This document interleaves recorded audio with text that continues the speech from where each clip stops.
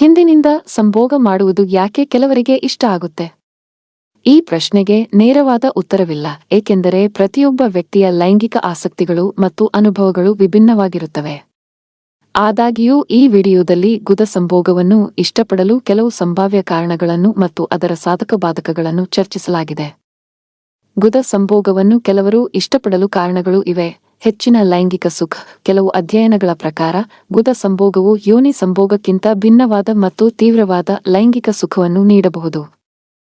ಗುದದ್ವಾರದಲ್ಲಿ ಹೆಚ್ಚಿನ ಸಂಖ್ಯೆಯ ನರ ತುದಿಗಳಿರುವುದರಿಂದ ಇದು ಸಾಧ್ಯವಾಗಬಹುದು. ಹೆಣ್ಣಿಗೆ ಯೋನಿ ಸಂಭೋಗದಿಂದ ಸುಖ ಸಿಗಲು ತಡವಾದರೆ ಗುದ ಸಂಭೋಗದಿಂದ ಬೇಗನೆ ಸುಖ ಪಡೆಯಬಹುದು ಎಂದು ಕೆಲವರು ನಂಬುತ್ತಾರೆ. ಆದರೆ ಇದು ವ್ಯಕ್ತಿಯಿಂದ ವ್ಯಕ್ತಿಗೆ ಬದಲಾಗುತ್ತದೆ.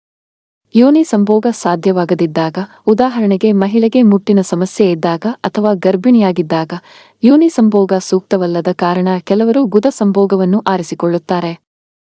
ವಿಭಿನ್ನ ಅನುಭವಕ್ಕಾಗಿ ಕೆಲವರು ಲೈಂಗಿಕತೆಯಲ್ಲಿ ಹೊಸತನ ಮತ್ತು ವಿಭಿನ್ನ ಅನುಭವಗಳನ್ನು ಬಯಸುವುದರಿಂದ ಗುದ ಸಂಭೋಗವನ್ನು ಪ್ರಯತ್ನಿಸಬಹುದು. ಪುರುಷರ ಲೈಂಗಿಕ ಆಸಕ್ತಿಯ ದೃಷ್ಟಿಯಿಂದ ಕೆಲವು ಪುರುಷರಿಗೆ ಗುದ ಸಂಭೋಗವು ವಿಶಿಷ್ಟವಾದ ಲೈಂಗಿಕ ತೃಪ್ತಿಯನ್ನು ನೀಡುತ್ತದೆ. ಗುದ ಸಂಭೋಗದ ಸಾಧಕ-ಬಾಧಕಗಳು ಇವೆ. ಯೋನಿ ಸಂಭೋಗ ನೈಸರ್ಗಿಕ, ಸುರಕ್ಷಿತ ಮತ್ತು ಸಾಮಾನ್ಯ ಸಂಭೋಗದ ವಿಧಾನವಾಗಿದೆ.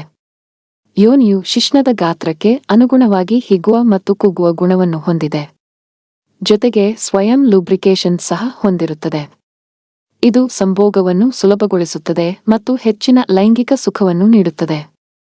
ಆದರೆ ಗುದ ಸಂಭೋಗ ಗುದದ್ವಾರವು ತ್ಯಾಜ್ಯವನ್ನು ಹೊರಹಾಕಲು ಇರುವ ಅಂಗವಾಗಿದೆ ಮತ್ತು ಯೋನಿಗೆ ಹೋಲಿಸಿದರೆ ಚಿಕ್ಕದಾಗಿದೆ ಹಾಗೂ ಕಡಿಮೆ ಹಿಗ್ಗುವ ಗುಣವನ್ನು ಹೊಂದಿದೆ.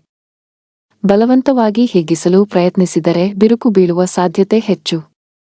ಗುದದ್ವಾರದಲ್ಲಿ ಸ್ವಯಂ ಲೂಬ್ರಿಕೇಶನ್ ಇರುವುದಿಲ್ಲ, ಆದ್ದರಿಂದ ಲೂಬ್ರಿಕೆಂಟ್ ಅನ್ನು ಬಳಸಬೇಕಾಗುತ್ತದೆ.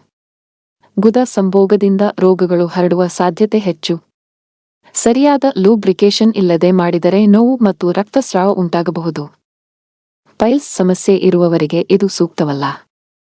ವಿಡಿಯೋದಲ್ಲಿ ನೀಡಿರುವ ವೈಯಕ್ತಿಕ ಅಭಿಪ್ರಾಯದ ಪ್ರಕಾರ ಗುದ ಸಂಭೋಗವನ್ನು ಮಾಡದೇ ಇರುವುದು ಉತ್ತಮ.